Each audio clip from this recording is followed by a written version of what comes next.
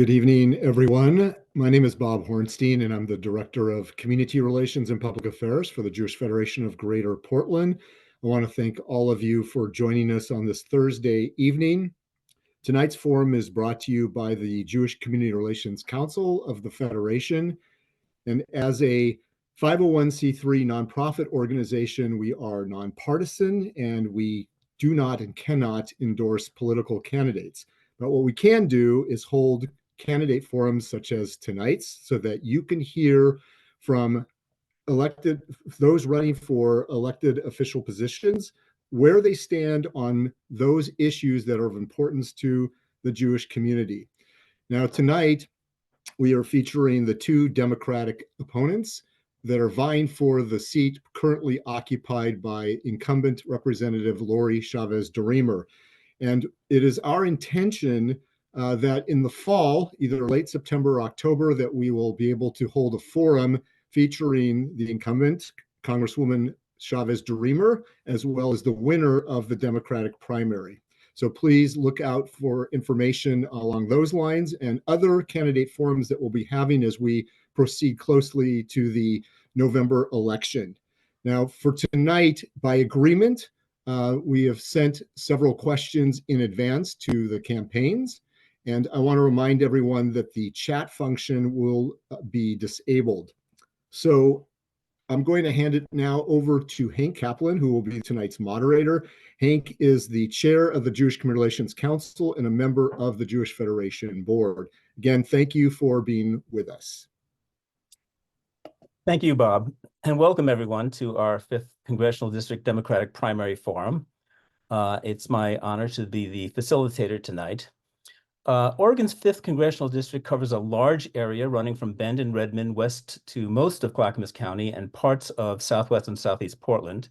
The population of the district is about 720,000 folks. The current representative of the district, Lori Chavez-DeRemer, is a Republican who won the seat in 2022 and is going to be the November general election opponent of one of the two candidates that we're meeting tonight.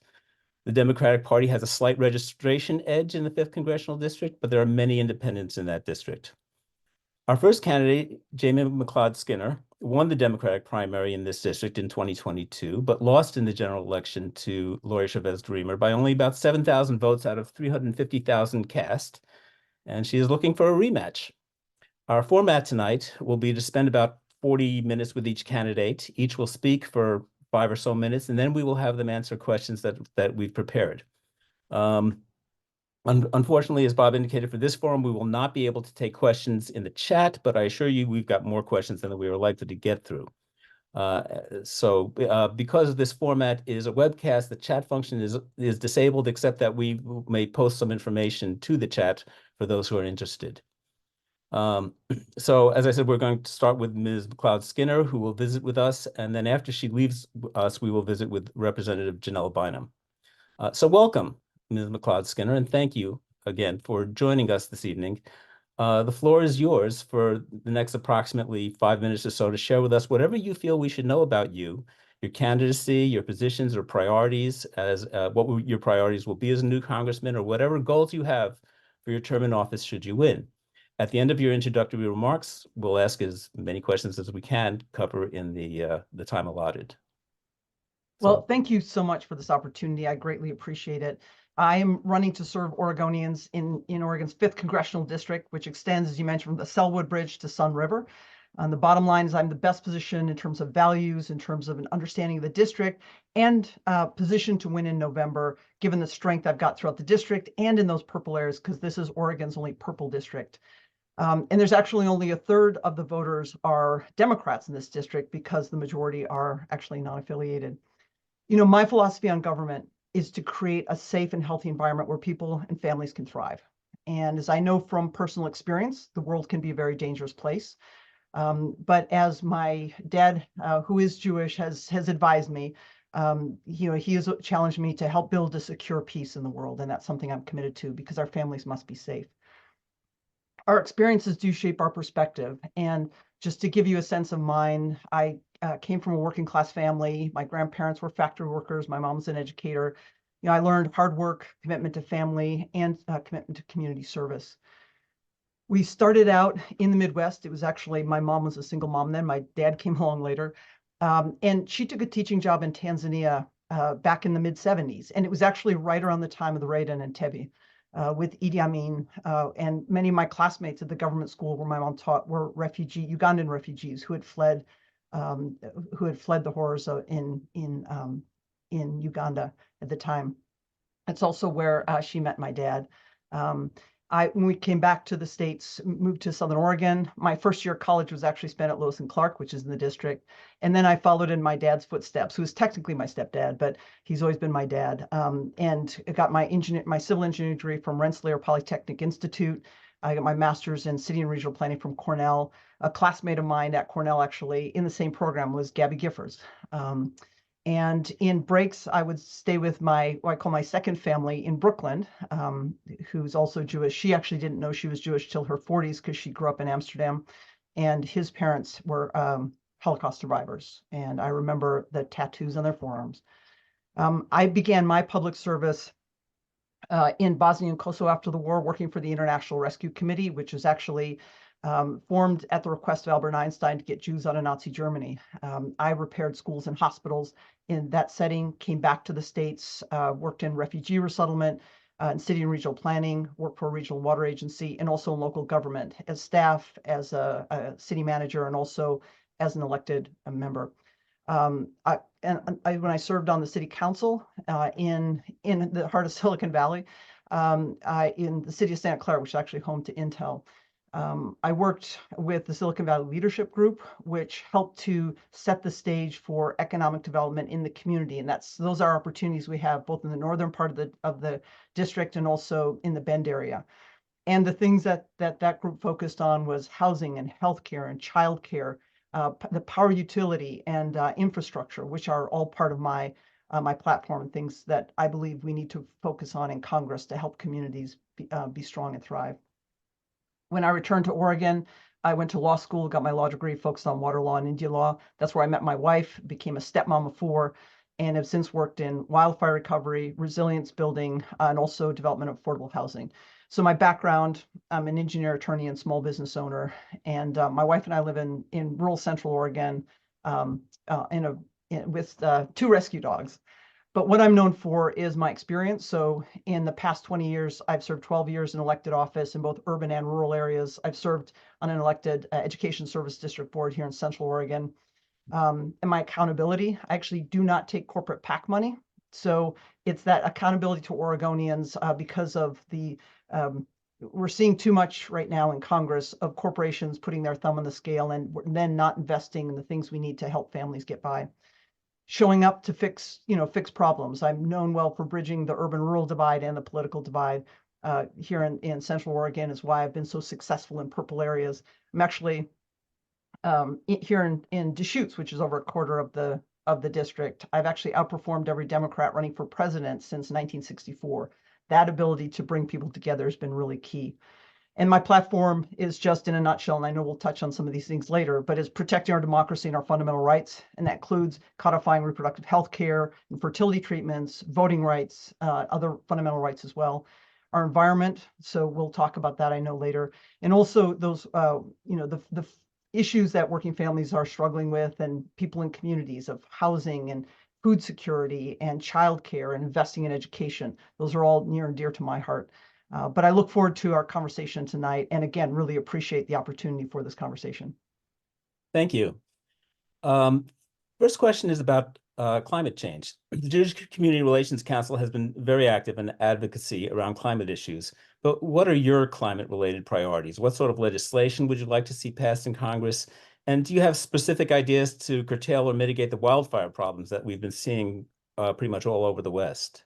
Well, this is a key part of my platform, but also near and dear to my heart. Our homes are literally burning down. So a few years ago, the city of Talent, which lost 1/3 of its homes and businesses to wildfire, asked me to step in as the interim city manager to help them get back on their feet and begin the rebuilding process. I brought in millions of dollars of state and federal money to help them with that process and built up the team to be able to address the challenges that we are seeing. It was a large impact, largely actually on seniors of the fixed income and also farm workers. And that was just down the road from where I finished high school. So it was very near and dear to me. Both my wife and I had family on either end of that fire.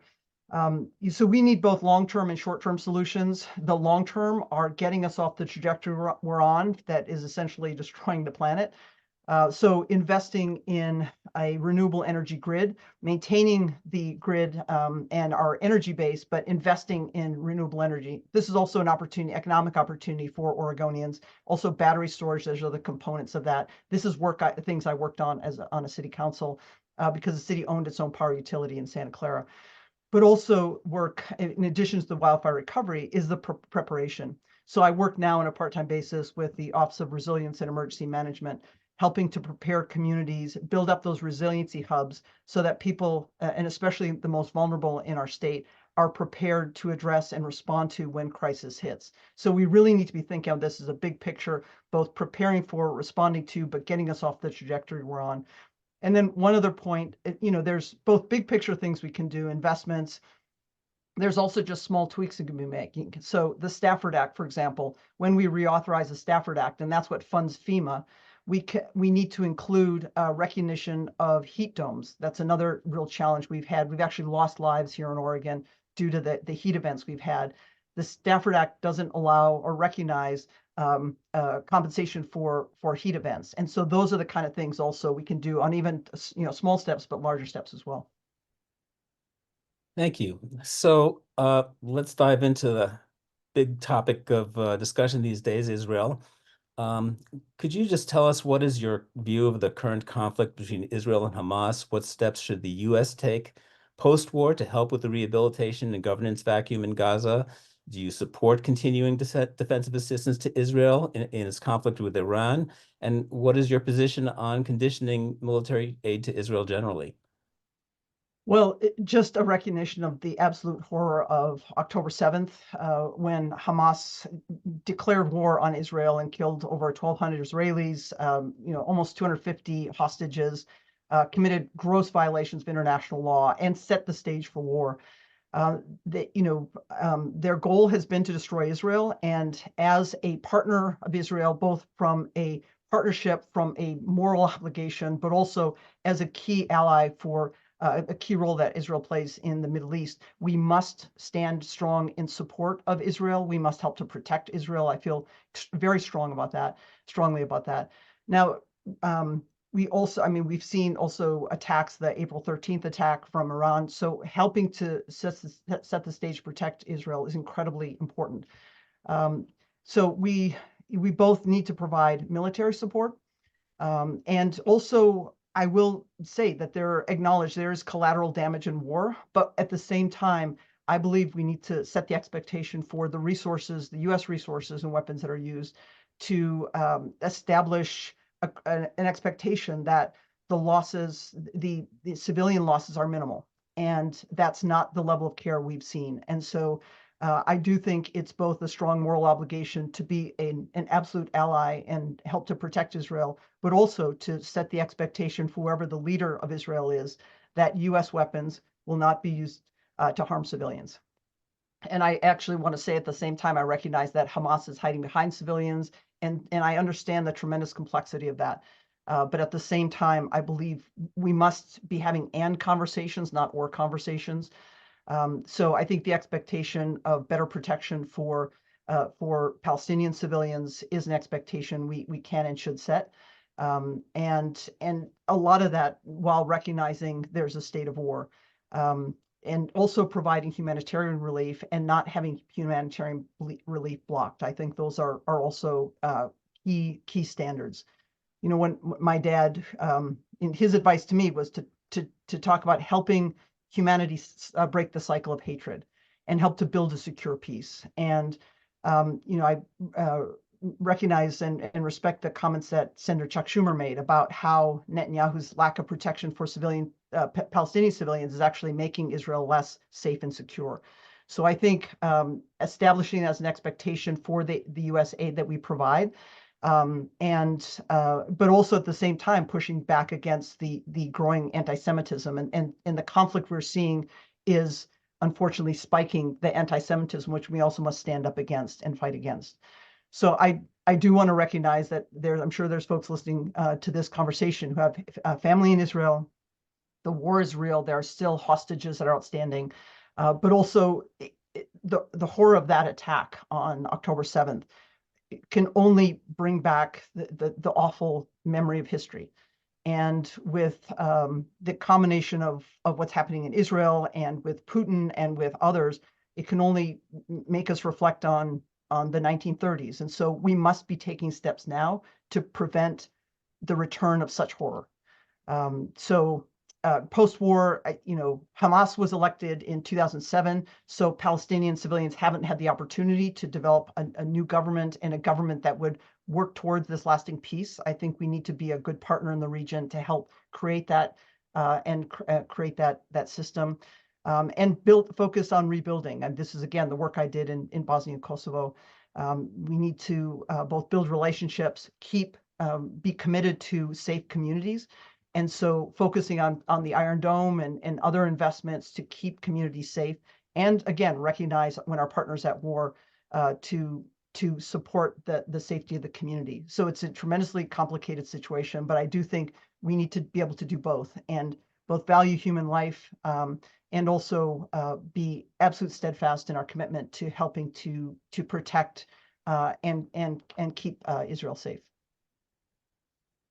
Thank you. You mentioned anti-Semitism, and so let me jump to a question about that. Since October 7th, anti-Semitism in the United States has risen almost 400%. In calendar year 2023, there were nearly 8,900 anti-Semitic incidents in the U.S. Let me ask you, what efforts would you make in Congress to combat or curtail anti-Semitism in this country? As I mentioned, this impacts my family personally. So we must do everything we can to build safe communities. Things I have done and would continue to do is to be outspoken, make sure we're establishing standards, strengthening laws, standing with communities. Just as one small example, after October 7th, my wife and I attended synagogue with friends in Portland just to stand by and recognize the horror and the grief and the attack, and to make it really clear that standing in support of and standing in community. What we've done is also use the platform I have now and pushed out on social media and made statements and recognized and celebrate holidays and cultural events. I also have recognized that, especially in this time, there's been some disagreement as to what anti-Semitism means. So I am not at all an expert on it. I'm learning, and I continue, and I appreciate the insights that people provide. But in my view, being threatened for your faith or your skin color or your identity is unacceptable. It's part of the promise of this country that we must stand by. I will note that I came out, I'm part of the LGBTQ community. I came out as a young adult. And in my life, I've received death threats from the fear and ignorance people have of not knowing who you are as a person, but only knowing their own bias and bigotry. And so making sure that we stand together and provide that protection is critically important to me, and something I've done all of my life. Again, the number one responsibility of any government is to keep its people safe. And so that is first and foremost. We can be looking in terms of specific legislation. We can be looking at expanding hate crime legislation. We can be looking at adding to nuances, not just to the Civil Rights Act, but also to violence against women. I mean, there's other components that expand beyond that are safety issues that we must stand by. Well, our country has not always lived up to its promise. It is the promise of our country. And that is something that is not just, it's something that we must treasure, and we must continue to do better. We must have that long arc of history bend towards justice. And I think this is something that I know has been key to a lot of communities who've experienced suppression. It's work I've done as an out lesbian. I've also advocated for racial justice and equity programs, even in rural Central Oregon, and got policies passed because of that commitment. But also, I know that the Jewish community, the experience is unique given the horrors of the past, the horrors of the Holocaust, but really consistent anti-Semitism throughout time. And so standing together, having zero tolerance for the attacks and the the threats is something that I feel impacts me very personally and something I feel very strongly about. But I always welcome advice and input on how I can do better and how I can also better understand issues. And so I always welcome that input. Thank you. Let's switch gears a little bit. And I want to ask you about homelessness. The Jewish Federation is part of an interfaith coalition that has been addressing homelessness for more than 3 years, but the results in the Portland metro area have been discouraging, to say the least. What legislation would you support in Congress to help Oregon generate affordable housing with wraparound services, including the expansion of mental health and substance abuse counseling for a large segment of the homeless population? Well, and I really appreciate that recognition that this is a complex challenge, and it includes wraparound services. It includes both short-term and long-term solutions, but it's not just about getting the sticks and bricks of housing. That is part of the solution, but there are many steps to it, and housing often is a solution for other things as well. When you talk to folks in addiction services, what they'll say is their number one issue after folks go through our programs is to have new housing, but we just don't have it. We've got both homelessness, houselessness, and housing affordability challenges in both urban and rural areas throughout Oregon, and we really need to address them both. The people sleeping on streets and blocking businesses. The issues aren't just safety issues for the individual, not just humanitarian issues. The mental health issues you mentioned, also economic development. These are all key areas. So some of the things have worked on in the past is affordable housing for teachers and actually for youth terming out of foster care. I'm working on an affordable housing project right now that is an affordable home ownership project for those some folks who lost their homes in the wildfires, at the 2020 wildfires. And so in the short term, we need to deal with the crisis on the streets. So it's providing emergency housing opportunities. Those wraparound services that are mental health addiction services are also huge. But it's not just those with specific challenges. I met a woman in Albany who was living in a homeless shelter. She was working full time at a restaurant. She had never had housing issues in her life, and she essentially came from a fairly, partially middle class, but also working, a middle class family. But the cost of the housing had just gone up. So one of the things that makes me unique in this race, both in the primary and the general, is the fact I don't take corporate PAC money. Well, that's in part to be accountable to Oregonians, but also to make sure that there's not a thumb on the scale when it comes to setting policy. So one of the issues around housing we're seeing is mega corporations coming in and buying up the housing stock and then cranking up housing costs. So there's steps we can take to prevent some of those things from happening, because otherwise it's essentially antitrust on the backs of people who don't have those resources. But in the long term, expanding the availability of affordable housing stock is really important. So there are tools in place like, and I say this as a city planner, so I get a bit wonky, but the Community Development Block Grant Funds, CDBG funds that can be earmarked for affordable housing. Also, we're looking at investing in developing infrastructure. This is really important here in Oregon. So we're building up and not out in communities, because our family farms are really concerned about the loss of farmland. That's also part of our food security. So putting in the infrastructure, the roads, the sewers, the waterways, the electrical systems that need to be in place is really key. This is, again, something I did as a city planner, as a city manager, and also as a council member, a vice mayor. Those investments that support it from the federal government would be essentially an expansion of the bipartisan infrastructure bill, but that's really key to help us deal with affordable housing. And then also, again, some of the examples that I've worked on before was on a city partnering with a school district and affordable housing developer to develop affordable housing for teachers. It not only provided a really important resource for a very important segment of our community, but it also helped, frankly, with economic development, because one of the first things that people ask for when they're looking to buy a home is about the school district. This was an opportunity, or about the schools. This was an opportunity for the school district to recruit more teachers and have a stronger school district. So there are multiple benefits to these projects. So having CDBG funding target, essential workers in a community is really important. I know it's expensive in Portland. In the Bend area, which is part of the district, housing is actually more expensive than in Portland. Another project I worked on was affordable housing for youth terming out of foster care.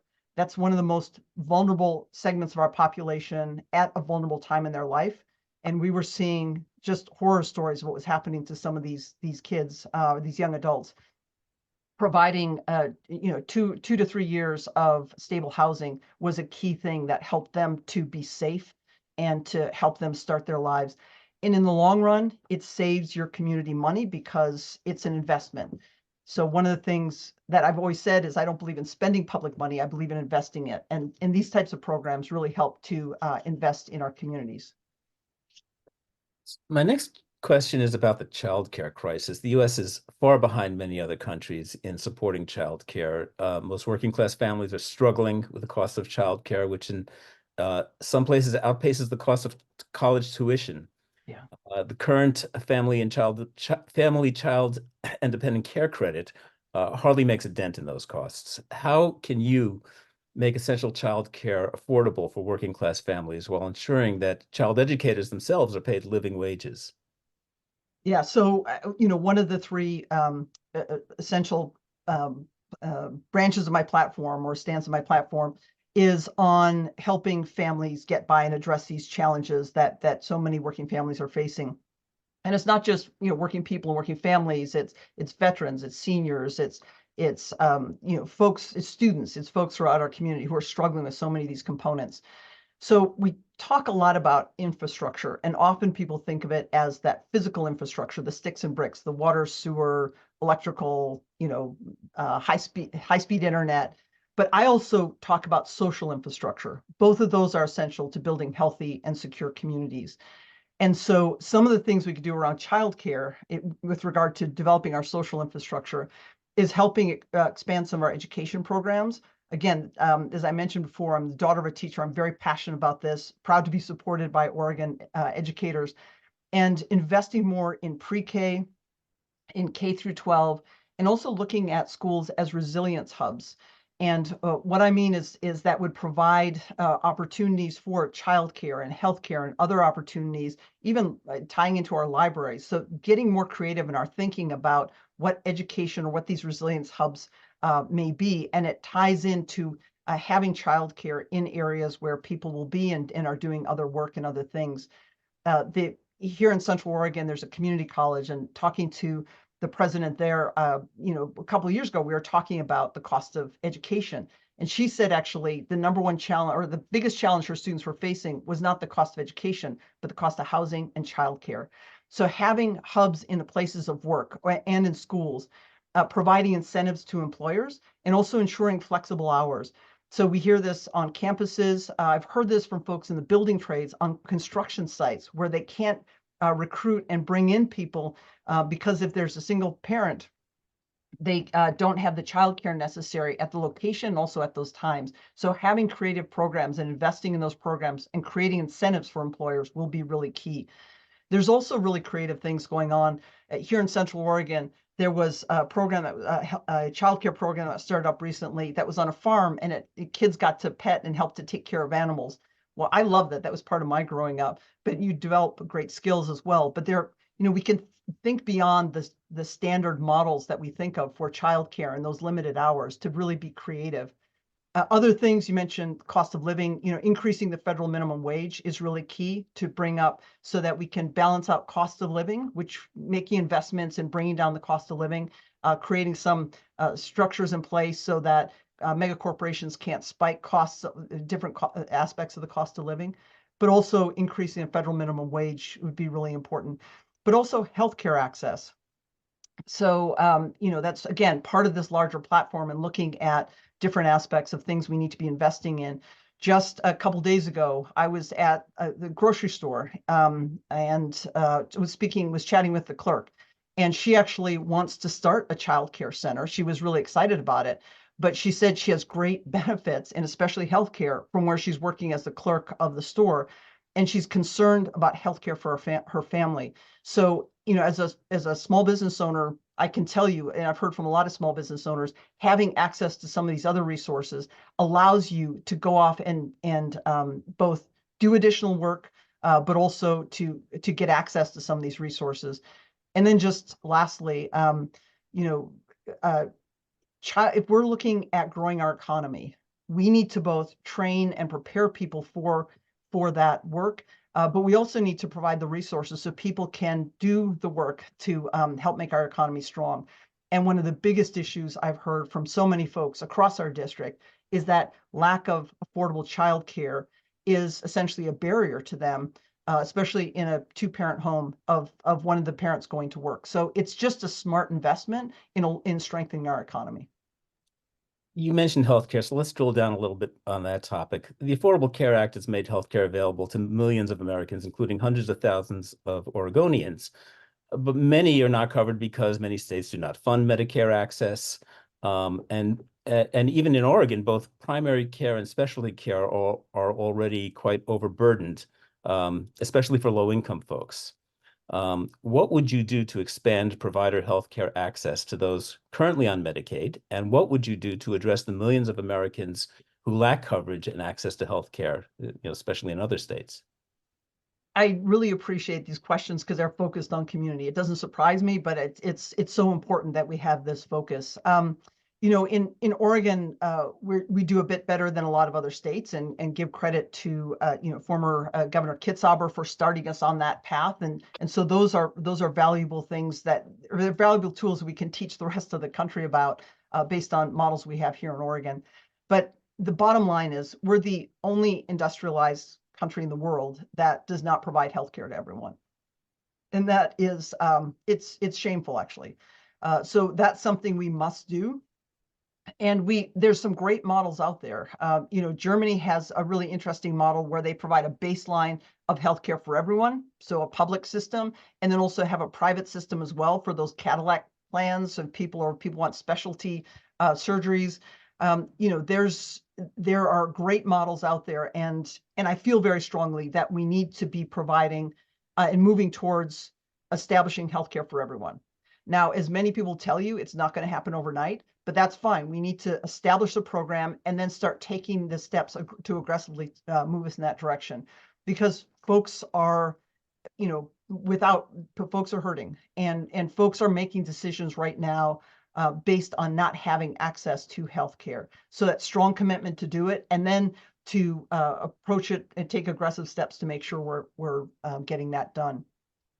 And some of those steps are you mentioned Medicaid, making sure that if we expand it, if we expand access to healthcare, we don't have folks who then are resorting to just going to the emergency room and not being able to maintain that focus on active health and public health overall. Having a public health approach is something that I feel strongly about, and actually spoke to the City Club a couple of months ago extensively about a lot of these programs. But some of even the short steps we can take in the more intermediate is lowering prescription drug costs. So having Medicare negotiate prescription drugs. There was a step to have insulin negotiated, but we need to do that for all prescription drugs. We can bring down the cost of so many things we're doing now by having a better system, more efficient systems, things like the pharmacy benefit managers who are really carving out and taking money out of a system that should be going into healthcare. So that moving to healthcare for everyone is a key piece. And I mentioned before, as a small business owner, and many small business owners talking about how they're at a competitive disadvantage because they're not able to provide healthcare for their staff. And so that structure will help to strengthen our economy and save us money in the long run, which is really key. And I really focus on those things because so many people, the challenge to providing healthcare to everyone is often, well, then how are you going to afford it? There are cost savings in how we end up taking those steps. Just a couple other things is, again, big pharma spends millions and millions of dollars in elections, And so this aspect of not taking money from big pharma and not being beholden to corporate PACs is a real key piece to show both the commitment, but also that ability to make the decisions we need to protect folks and protect their healthcare. And it's I was actually just at a house party yesterday evening in the metro area, and a woman was telling me that she used to work for a major corporation and never worried about healthcare. She always has great healthcare. Well, she doesn't have it now, and now she says, now I really get it. And she's talking about putting off some costs and some care because of the costs involved. So it's just I can't emphasize enough how important it is for us to move forward on these on providing healthcare for everyone. And again, the steps we don't have enough time tonight, but I went into some detail in that other conversation, but happy to follow up with folks on how we do that and some of the steps we can take to make sure that that we have a robust, financially robust system in place that also is addressing healthcare for everyone, and also knocking off some of those unintentional costs that we're having because people don't have healthcare.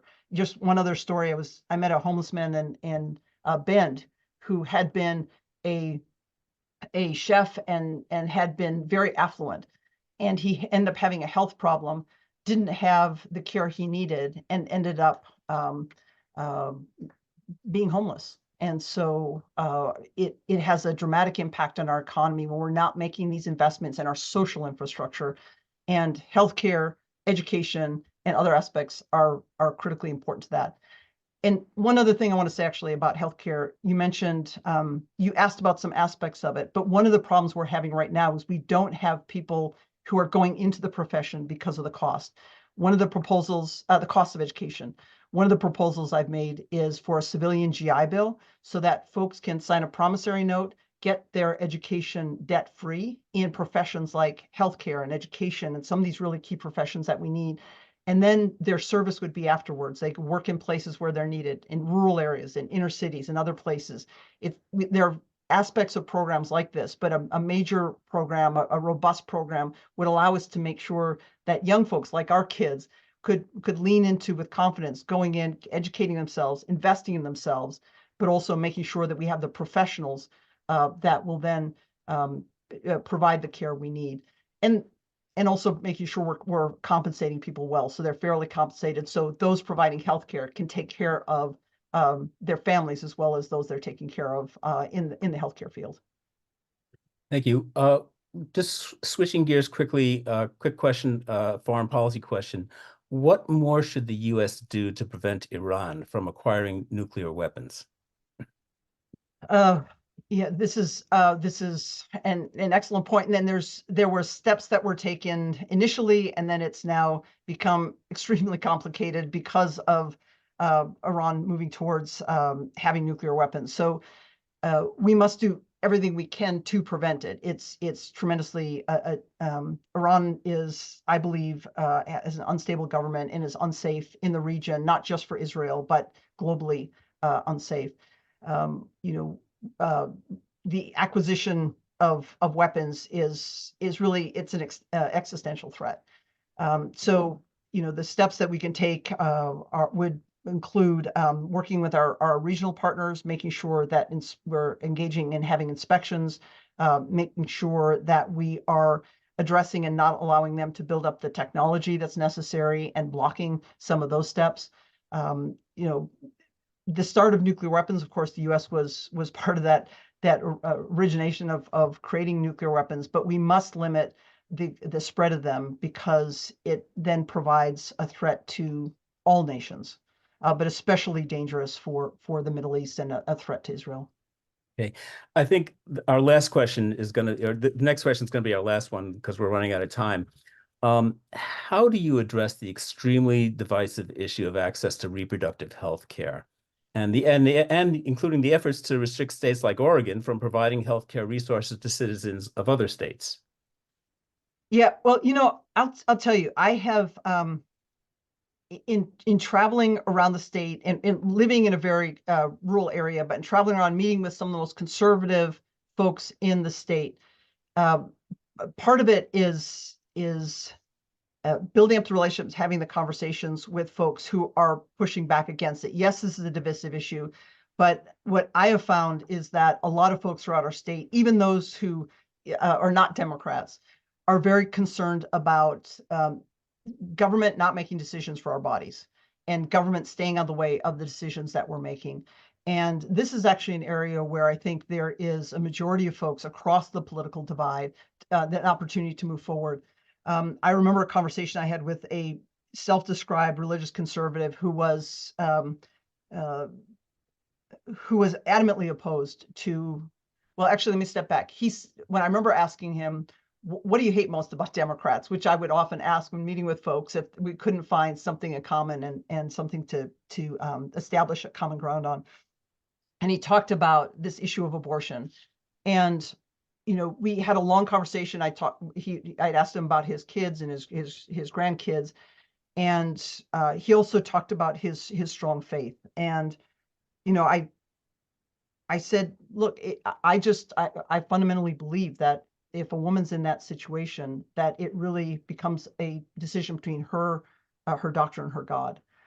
And in connecting with him through his faith, he paused a long time, and then it said, well, maybe not her doctor, but her and her God. So I think we have folks who there's opportunity for a connection there, but what it comes down to is really understanding where people are coming from, communicating in the way that people can hear us. This is part of bridging the urban-rural divide, and also standing by our values, because one of the things that is fundamentally important to me is to make sure that we codify in Congress the protection and the right of women to have access to abortion access, IVF, and contraception. It is critically important. And I've actually done this work and helped Planned Parenthood expand in Eastern Oregon, making those connections in places where having the resources for women when they've needed these facilities. But this is something we can't take for granted just because we can do it here. We have access here in Oregon. We need to codify this at the federal level, and that will be one of my top priorities in Congress.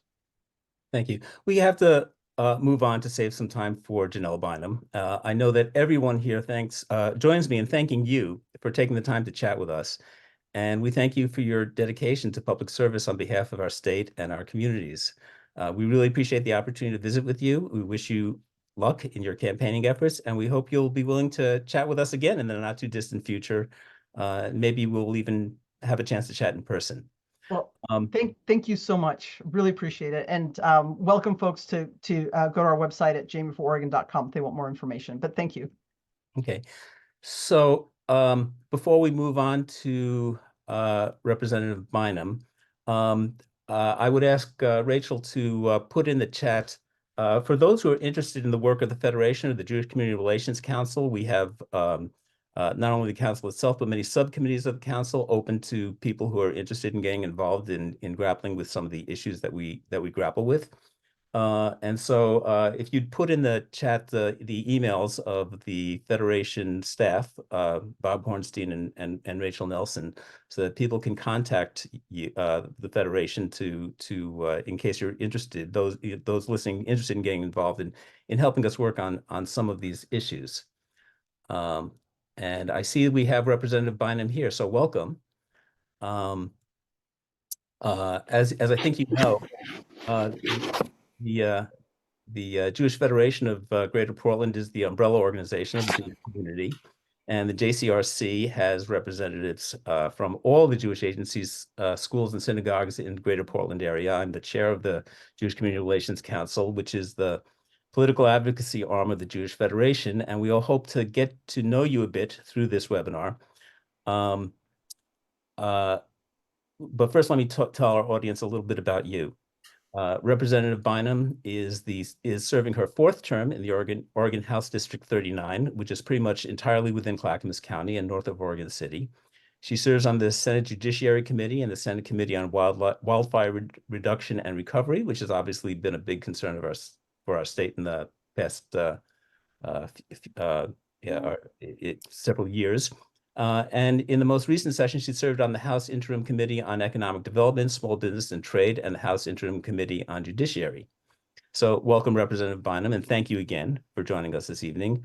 The floor is yours for the next approximately 5 minutes to share with us whatever you feel we should know about you, your candidacy, your positions and priorities as a new congressperson, and whatever goals you have for your term in office should you win. At the end of your short introductory remarks, we'll ask as many questions as we can get to in the time that's allotted.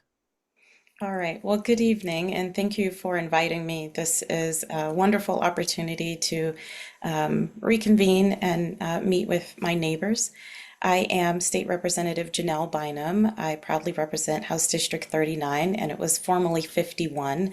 So now, as you mentioned, I have North Clackamas as my area, but I also previously had East Portland, Damascus, Gresham, Boring, North Clackamas, and Happy Valley. So I've represented urban areas as well as suburban and rural, and I'm very proud of my 8 years so far of service to Oregon. A little bit about myself. I'm a mom of 4. I am trained as an electrical engineer. I went to school at an HBCU, which I'll talk a little bit about in my answers. And I had a career as a electrical engineer doing electro-hydraulic power steering systems and as a supplier quality engineer. So I went around the world to different plants, making sure that the products that we were putting in General Motors vehicles were sufficient and safe for all of you. And now I am a McDonald's owner-operator, and my greatest joy in that job is seeing kids with their first job, showing them, how to show up for work, how to smile, how to be customer service oriented, how to take cleanliness and management and friendliness all very seriously. And so my work actually in the legislature and in public service has really been about Oregon's children. I first ran in 2016 on the platform of passing opportunity on. I was a mom who was deeply disturbed by what I was seeing in our public school system in terms of a lack of consistent funding. And so when I got to the legislature, one of the first things that I wanted to work on was stabilizing school funding for our students. So I was able to lead on that, and we got the Student Success Act with over $2 billion of investments on a regular basis for our children.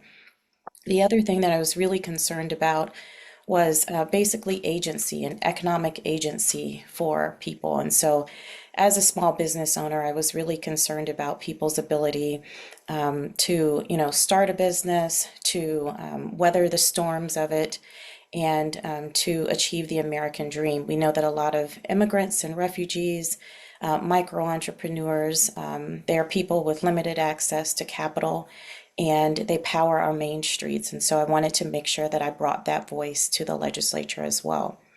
So to wrap all of this up, I would say that my major accomplishments in the legislature have been Reproductive Health Equity Act, making sure that women had a full range of reproductive options here in Oregon. That's been a core Oregon value and that we've sought to protect.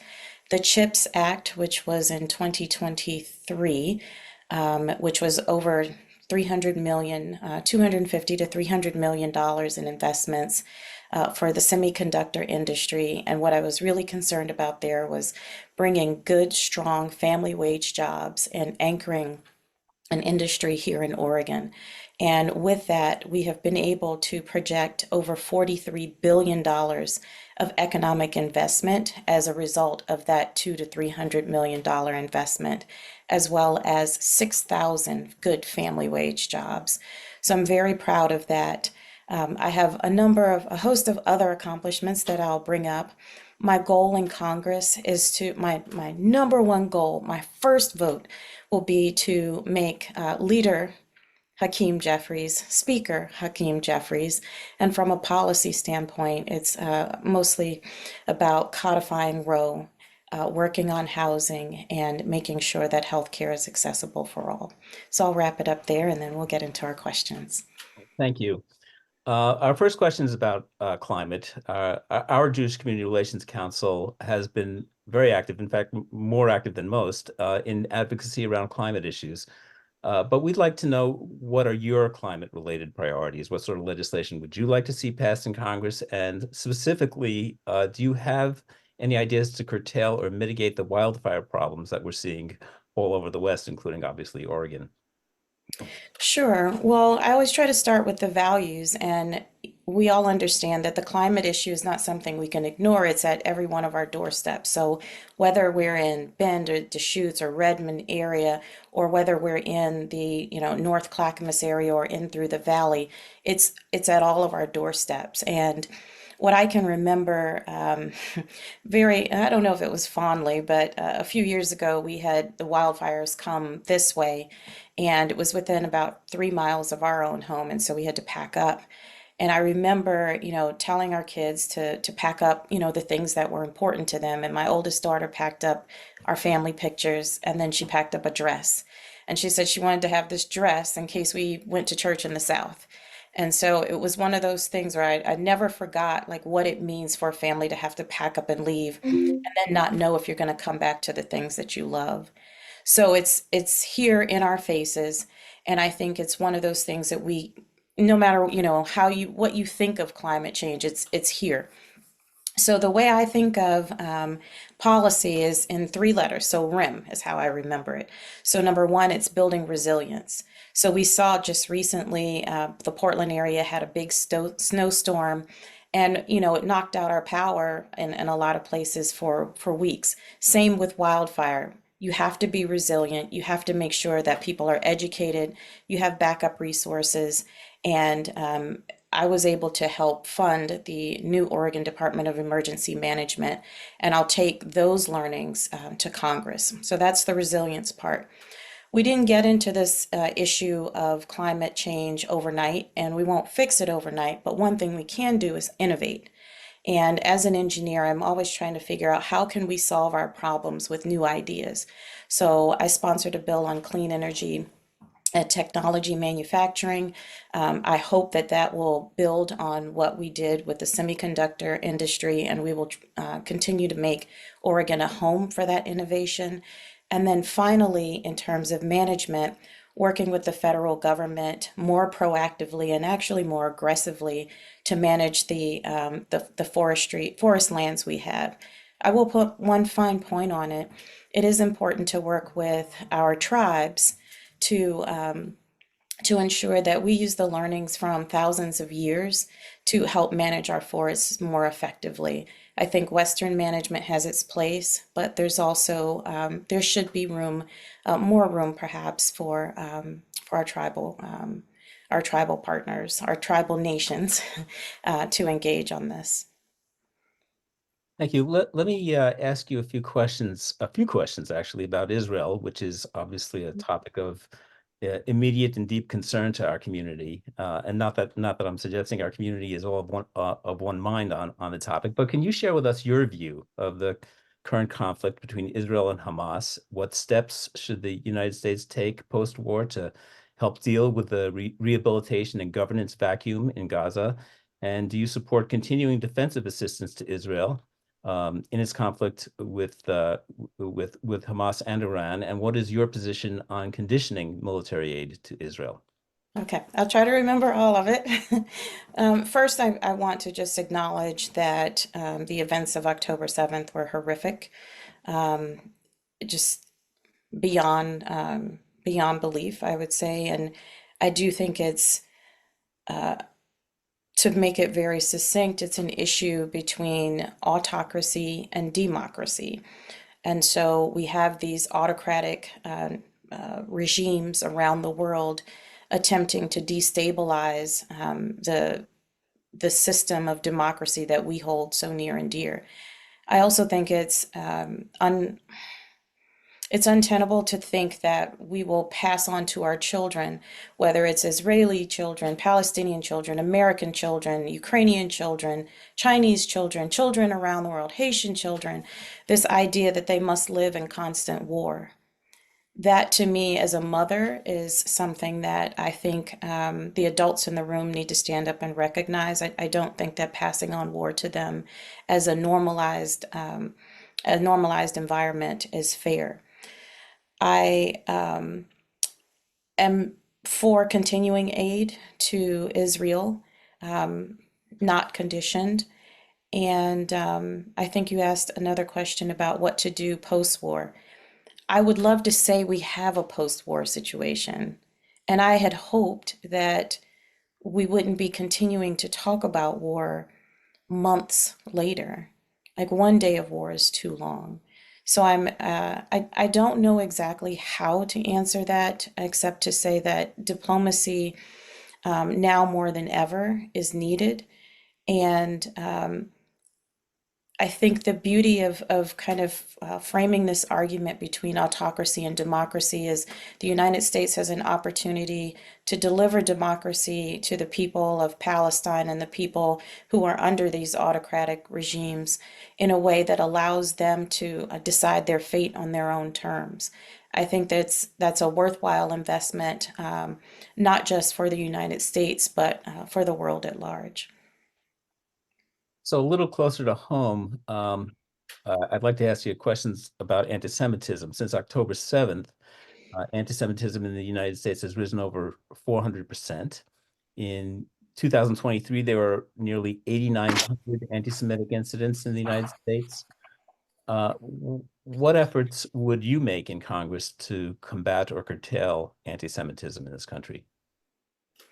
So one of the things that I learned in the legislature was, well, and in business as well, is that you inspect what you expect. And in order to do that, you really need to get data. I think as an African American, I know firsthand what it feels like to be denied, to have hostilities thrown at you. And when you report them, a lot of times you're not believed. So what we did in Oregon was we started the bias reporting line. We also did the police stops, and we have the stops data. And so when we started looking at this data, people who were deniers could no longer deny that it was happening. So number one, I would support data collection. And the way we do it here in Oregon is it doesn't matter. It doesn't have to fit a definition. You only have to feel like it happened to you. And I think that that is a starting point that the country could build off of, is how we're collecting data here. Number two, funding investigators for what happens with these bias crimes or these hot spots, for instance. And that will help us determine the most effective way to respond. So if, for instance, we're seeing hotspots around the nation in educational institutions, we can respond one way. If we're seeing them on the streets in downtown areas, we can respond another way. If we're seeing them in the workplace, and that is, for me personally, a lot of how we see it. We see it, it's a lot in the workplace, then you can respond that way. So for me, it's about collecting the data. It's about understanding what's happening. And then I do want to acknowledge that there was a bill that was passed in the House today, and it wasn't completely agreed upon. I think there was a lot of back and forth about definitions. And that's why I say, in my opinion, the definition only has to matter to the person that's receiving it, that's harmed by it. Because people can agree or disagree about a whole lot of things, but you know, as a person, when you're being terrorized. And to me, that's all that matters. And then finally, I would say that it is really important that these reporting mechanisms and data collection areas, that you have some teeth to them so that there's enforcement. If there are institutions that are not holding up their end of the bargain in terms of civil rights and equal rights, then you have some way to hold them to that. If there are workplaces that are not holding up at their end of the deal and are receiving federal funding, then there should be some enforcement mechanisms, both with people and resources and penalties. But most importantly, I think as a mother, it's simply important for us to learn how to get along and to not judge people by their religion or their skin color. I think the world is a better place when we can learn to live together regardless of our religious differences or our racial differences. Let's switch gears a little bit and talk about homelessness and mental health. The Jewish Federation of Greater Portland is part of an interfaith coalition that has been addressing homelessness for more than 3 years, and the results locally have been discouraging, quite discouraging. What legislation would you support in Congress to help Oregon generate affordable housing with wraparound services, including the expansion of mental health and substance abuse counseling for a large segment of the homeless population? Sure. There's a couple of things here. When I first got to the legislature, I found myself an accidental advocate for tiny homes. I'm a woman of Christian faith, and I always felt like um, it was it was against my faith to step over people who were sleeping on the ground. It was against my faith to see someone in need and not help them. And I felt like we were not moving fast enough to find intermediate solutions to get people housed, because we don't, in my opinion, we don't necessarily have a housing issue. We have we don't have a resource issue. There's abundance of resources. We have a delivery issue. So, so what it means is getting resources, infrastructure resources, so that you can set up intermediate, like tiny home villages with the wraparound services. That's one thing, and we needed to get that legislation done. But also if you take a step back and think about how did this person become homeless in the first place, it really is about delivering mental health resources before a person gets to the point that they're out on the streets. What we've done, the legislation that I led on was $80 million of investment in growing the number of mental health providers. We knew that was where kind of the pinch spot was. And by getting more providers, by getting people the medication that they need so that they can self-regulate, making sure that policies, when they're for whatever reason potentially incarcerated, they're not losing their health insurance or their access to medication. All of those things will help limit the amount of time people spend out on the streets, and will help us provide a continuum so that we can get them off the streets, we can build more housing, again, with the infrastructure money, and keep people stabilized with the wraparound supports in a long-term unit. Thank you. I'd like to ask you a couple of questions about childcare. The U.S. is very far behind many other countries in supporting childcare, and many working class families are struggling with the cost of childcare, which in some places outstrips the cost of college tuition. Current family child care independent care credit, child independent care credit doesn't really make much of a dent in those costs. How can you make essential child care affordable for working class families, while also ensuring that child educators are paid living wages? Sure. One of the things I learned, again, with the CHIPS Act was that I didn't learn it. First of all, let me start off by saying I have 4 kids. I know childcare in and out. I know summer school. I know infant care. I know, we even have childcare now for our older kids, because we're still working parents and they still have to go to soccer and this, that, and the other, and it's very expensive. So one of the things that we've tried to focus on was just getting the number of childcare slots and making sure that childcare providers had the small business assistance that they needed. So whether it was making sure their facilities were up to snuff, making sure that their cash flow was working for them, and then providing some respite so that they could go and train and take classes. So that's kind of the workforce part and the small business part. Most importantly, we know that Oregon has so many childcare deserts, as well as the rest of the country, that it really is when the United States government invests, for instance, like I said, in the semiconductor industry, it also tacked on and said that if you want to get some of these funds, you needed to also provide childcare. What we did, the bill that I helped lead on, was helping smaller employers pool their resources so that they could get access to childcare facilities.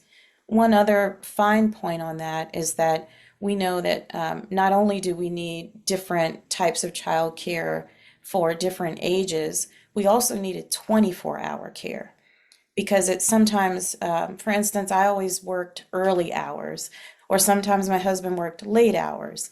And so for people like firefighters or people, I don't know, some of our trades, they don't work traditional hours. And so the 9 to 6, or I'm sorry, the 8 to 6 daycare doesn't work for them. So I think that that's kind of the full spectrum of how I see childcare investments. It really is getting more spots on the ground, getting the red tape removed for the infrastructure they need to build, and providing the working capital so that they have the funds that they need to pay a very strong workforce and keep their doors open. Thank you. Let's talk a little bit about healthcare. The Affordable Care Act has made healthcare available to millions of Americans, including hundreds of thousands of Oregonians. But in many states, a lot of people are not covered because those states do not fund Medicaid access. And even in Oregon, both primary care and specialty care are overburdened, especially for low-income folks. What do you think Congress can do to expand provider health care access to those currently on Medicaid? And how would you address the millions of Americans who lack coverage and access to health care at all? Sure. So part of the challenge is with the number of providers that we have. And we know that the cost of becoming a medical provider is increasing. And the number of residency spaces that we have in hospitals, United States hospitals, is limited. So even if we have, young people that want to become providers, we don't have enough spaces to train them. So that's one piece of the issue.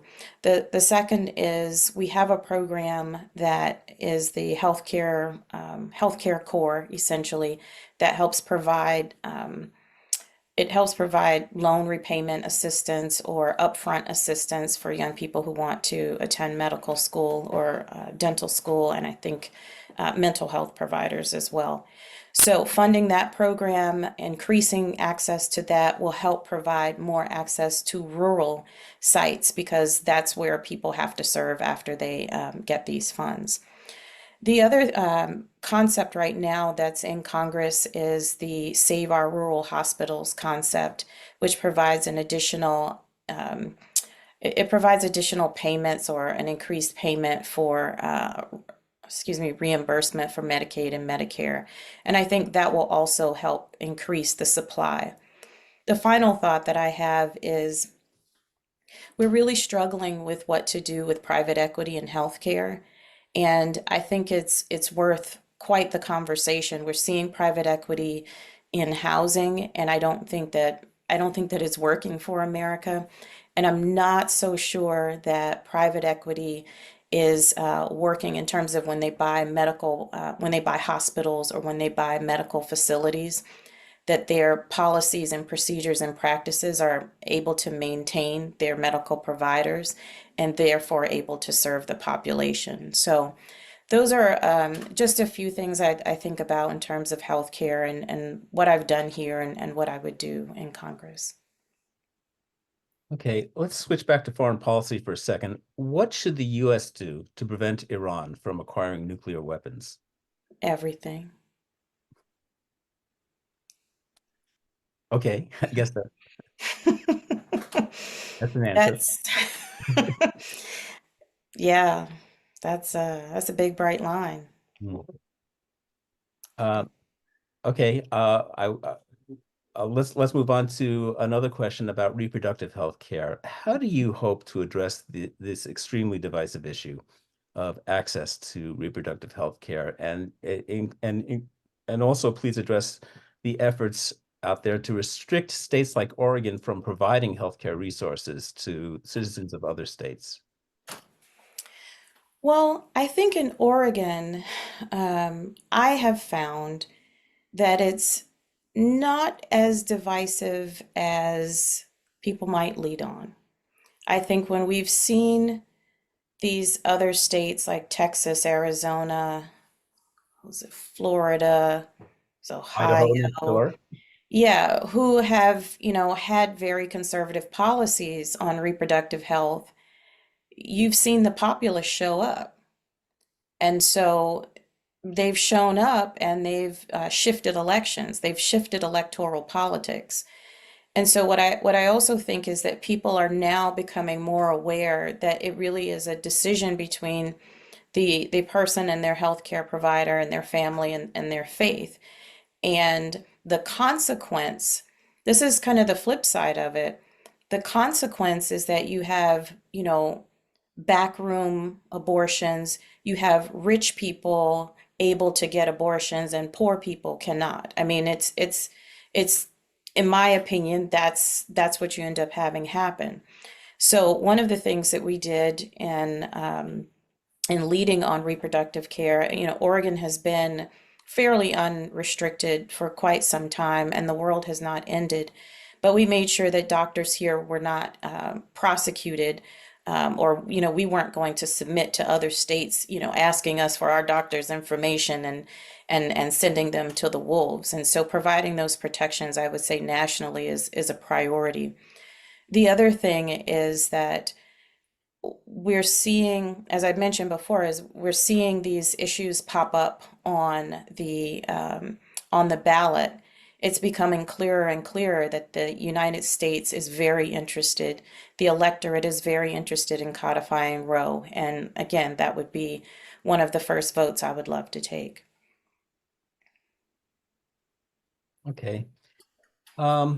So let me ask you a more general question about how you approach issues like this. What is your method generally for developing your policy positions? That is, and to what extent do you tend to rely on public opinion or the feedback from your constituents versus seeking answers from experts or expert resources? Yeah, I have a lot of different ways. I'm a person whose brain doesn't shut off that much at night, unfortunately. I am a mother, so I think of things through the lens of what's good for our children, what's good for working families. So just going back to your previous question about reproductive care, my daughter, who is graduating in just a few weeks from undergrad, is preparing to go to dental school. And when she was looking around the country, she and her friends going to medical school, and they were just kind of going back and forth about what they, wanted out of a school. And what they discussed was they wanted to go to school in a place where their reproductive rights were protected. And I think that seeing things through their eyes is really, really it's eye-opening to me. It's actually quite fascinating. I don't know how many of you have young children, but I love driving carpool because I get to hear what young people are thinking. So that's one lens. And then I try to, for instance, on these issues of Israeli and Palestinian issues, I talk to my Jewish friends and I talk to people who have expertise in the Muslim and Arab and Palestinian world. I want to get the world view. I want to understand what people are thinking, what makes them happy, what makes them sad. And then I want to understand their motives. And then I'm an avid reader. So I read all types of publications. I ask my staff to send me things that they're reading, that they're listening to.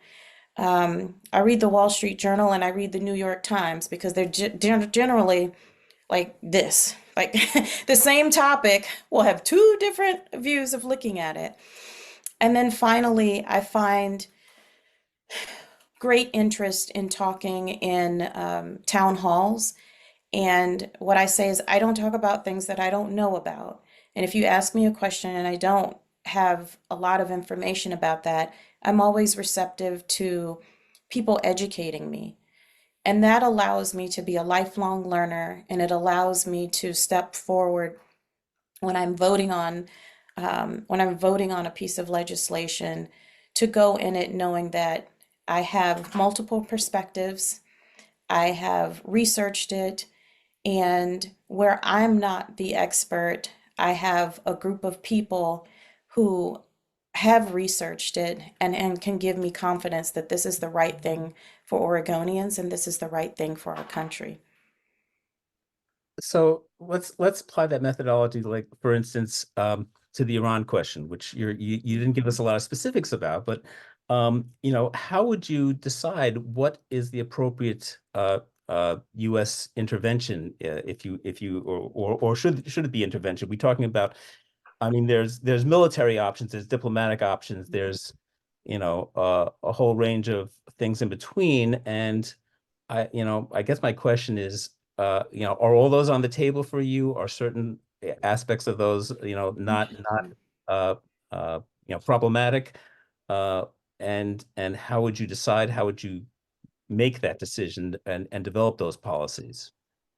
Yeah, I believe in the briefing method, and I believe that there is institutional knowledge, and there's a lot that the American public knows, and a lot that more there are experts in that area, and I would seek the advice of experts to help frame what they see are the issues, what are the pros and the cons. Um, a lot of times what I have found, so in the legislature, there's always an advocacy group.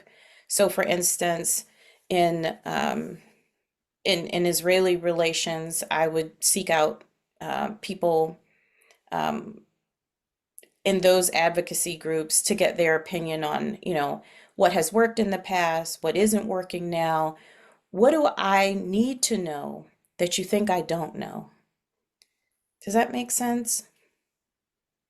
Yes, I guess one of the questions I ask is, who do you turn for as resources on things that you feel like you don't have a solid enough framework for? I mean, obviously, the Jewish community is interested in being a resource for any issues that are around the Middle East and the conflicts there. Sure. So my go-to guy in Oregon is George Okulich. So, so he's Who for our audience should know that Georgia Cool happens to be the lobbyist that the Jewish Community Relations Council uses down in Salem. Go ahead. yes. So he's my go-to guy for bringing in groups that I might need to talk to. And then I have other Jewish legislators that I will go and talk to. So for instance, Representative Gomberg talked about actually kind of like an anti-Semitic kind of homegrown terrorism incident that he had. And he and I talked about, what is the response? Can we work together, both as, for me as the standpoint of an African American, and the types of domestic terrorism issues that our community has faced, along with, how do we protect synagogues and people, Jewish families in the community. So it's generally a lobbyist who has connections with a particular group. And I will say that I I've always tried to maintain good relationships so that any group feels like they can come to my office and tell me what they think I don't know. And I think I accepted the opportunity to speak with you all as a way to build bridges and to continue the relationship. So I think it was a couple of years ago, George invited me to a home meeting. That was in And my house. Yes, that was at your house? my house. Yes. I remember it was up a dark, winding road. But for me, it was about how do I go into places where I don't have a lot of personal knowledge. And I didn't grow up in an area. I grew up in Washington, D.C., very African American. I didn't have a lot of interactions with Jewish families. I just didn't. And so when people tell me they don't know a lot about Black people, I believe them because there are other communities that I don't know about. And so it's just been, I would say, a joy to get to know members in the Jewish community, understand perspectives, and recognize that it's not a monolith, just as the African American community. There's beauty and diversity across the spectrum of issues, but I try to listen and get the briefings that I need and be open to a long-term relationship so that I can make the best decision possible. Okay, we've got a little time. Let me ask you about gun violence. Is the federal government doing enough to curb gun violence? And if not, what additional legislation would you support to address the epidemic of gun violence in this country? No, it's not doing enough. Um, I grew up in an area where it was like peer-to-peer kind of gun violence.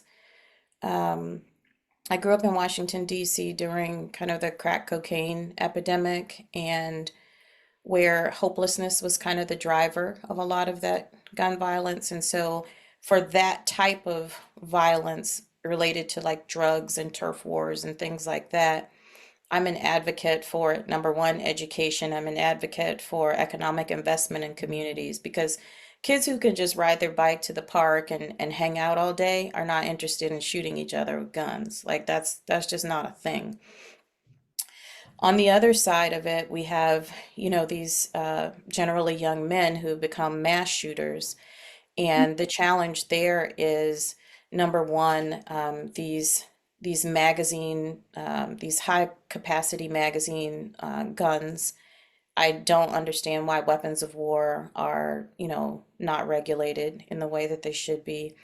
Number two, we passed the boyfriend loophole in Oregon, but that remains a challenge nationally as well.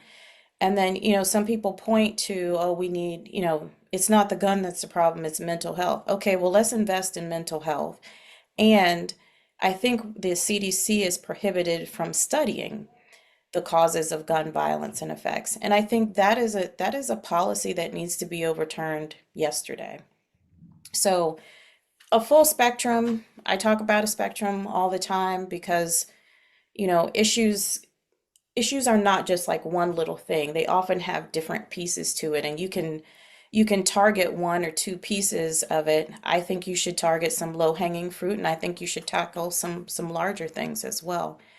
The I still am challenged by the lack of movement we have on these high capacity automatic guns and the amount of shredding they can do to a child's body in such a short amount of time. It's just appalling, and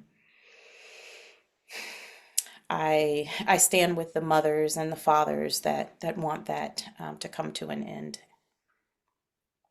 Okay, thank you. So I guess my last question is going to be, could you tell us how do you rate your chances against the incumbent if you win the primary? Oh, How will you approach that? How will you try and unseat her? sure. So the incumbent, Lori Chavez DeRemer, was our city mayor in 2016, I believe it was, and I beat her in the seat for the state legislature. And again, I came into politics as a mom who was just very determined to focus on education and opportunity. I'm not sure what Lori Chavez DeRemer ran on then, and I'm not sure what she ran on in the last election. What I do know is that I beat her twice. And I beat her twice because of my values and principles, my work ethic, and my ability to connect with voters in the community. What I see as the challenge in this coming election is really challenging her on her votes um, on her lack of support for military families and the unwillingness of the Republican Party at this point to engage in governance versus chaos. And, the fact that they passed like 27 bills and, changed the lapel pin, that's not work of consequence, in my opinion. The American people need change on health care. They need, change on making sure that they have water systems and transportation. They need to make sure that they can afford their prescription drugs and maybe never need them at all because their health is taken care of. They need change on student debt. None of those, in my opinion, that I've seen are at the top of her list of priorities. So we'll win on priorities, we'll win on grit, and I'll beat her just like I beat her before on the ground with a very strong game of turning out the electorate. Thank you. We really appreciate the time you've taken to have this conversation with us. And we're just about at the end of the program. I know everyone listening joins me in thanking both you and Jamie McLeod-Skinner for chatting with us. And I want to thank you. And on behalf of the Jewish Community Relations Council, we thank you for your dedication to public service on behalf of our state and our communities. Thanks again for this opportunity to kind of visit with you. We hope we can keep the dialogue going and hope you'll be willing to chat with us again in the not too distant future. And if you are the Democratic nominee for the 5th District congressional seat, we hope you'll come to our community again for hopefully engage in a debate with Gloria Chavez-DeRemer. To talk about another issue. So, all right. Thank you so much. And thank you to our audience for coming and joining us and learning and listening with these candidates. So